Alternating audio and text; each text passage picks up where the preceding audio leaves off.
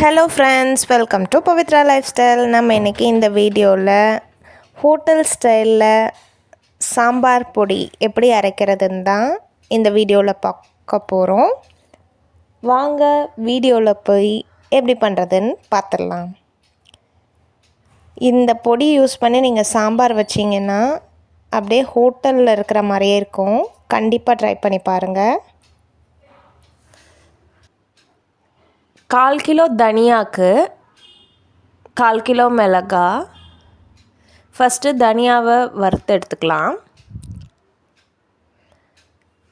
2 பேட்சாக தனியாவை வறுத்துக்கிறேன். இது கை தொட்டு பார்த்தா சூடாக இருக்கணும், ரொம்ப வறுக்கக்கூடாது, டேஸ்ட்டு மாறிடும்.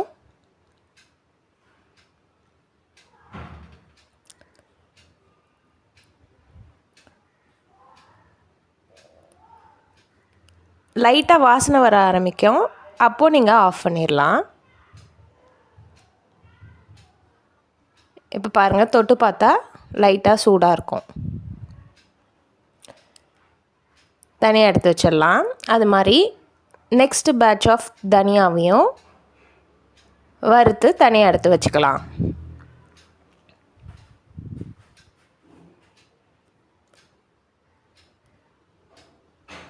இப்போ தான் நம்ம சேனலை ஃபஸ்ட் டைம் பார்க்குறீங்கன்னா மறக்காமல் சப்ஸ்கிரைப் பண்ணிக்கோங்க. அப்படியே பெல் ஐக்கனும் ஆலில் வச்சுக்கோங்க. அப்போ தான் நம்ம போடுற ஒவ்வொரு வீடியோவும் நோட்டிஃபிகேஷனாக வரும்.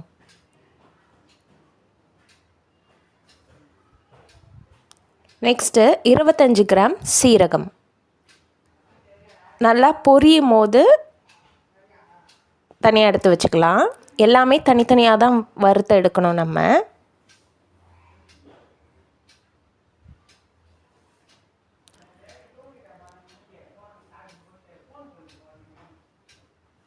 நெக்ஸ்ட்டு வெந்தயம். அது நிறைய போடக்கூடாது, நிறைய போட்டிங்கன்னா கசக்கும். அதனால் 2 டீஸ்பூன் அளவுக்கு ஆட் பண்ணால் போதும். 10லேருந்து 15 கிராம்குள்ளே ஆட் பண்ணிக்கோங்க.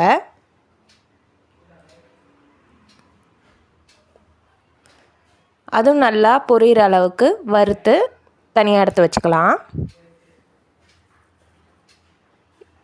இந்த சாம்பார் பொடி அப்படியே ஹோட்டல்லலாம் நம்ம சாப்பிட்ற சாம்பார் டேஸ்ட்டுக்கு இருக்கும். கண்டிப்பாக ட்ரை பண்ணி பாருங்கள். 25 கிராம் மிளகு, அதையும் நல்லா வறுத்து தனியாக எடுத்து வச்சுக்கலாம்.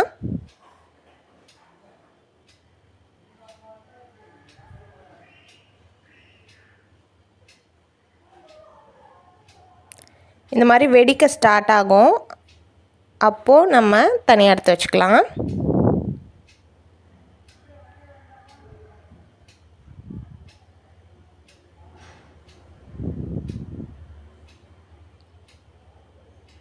கடலைப்பருப்பு 50 கிராம். இது 100 கிராம் டம்ளர், அதனால் அதில் பாதி எடுத்துருக்கேன், 50 கிராம். 50 கிராம் துவரம்பருப்பு, அதையும் நல்லா வறுத்து தனியாக எடுத்து வச்சுக்கலாம். இதெல்லாம் லைட்டாக சூடானா போதும்.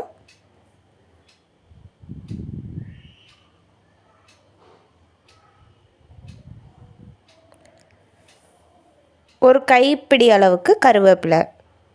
இது நல்லா மொறுமொறுன்னு ஆகணும், அந்த அளவுக்கு வறுத்துக்கலாம்.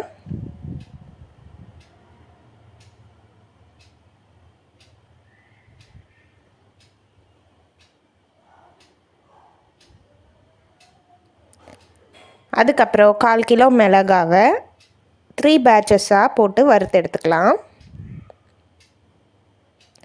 இதை நீங்கள் சன் ட்ரை பண்ணுறதுனாலும் பண்ணிக்கலாம், இல்லைன்னா இந்த மாதிரி கடாயில் வறுத்துக்கலாம். சூடானா போதும்.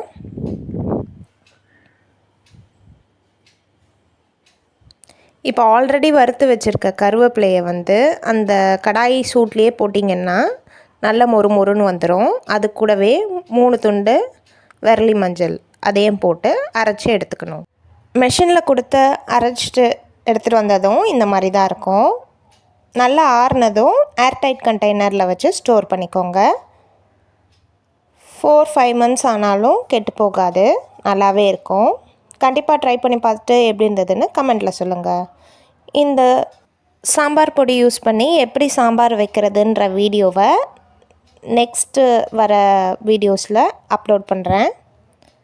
நெக்ஸ்ட்டு ஒரு வீடியோவில் உங்களை பார்க்குறேன். பாய் பாய்.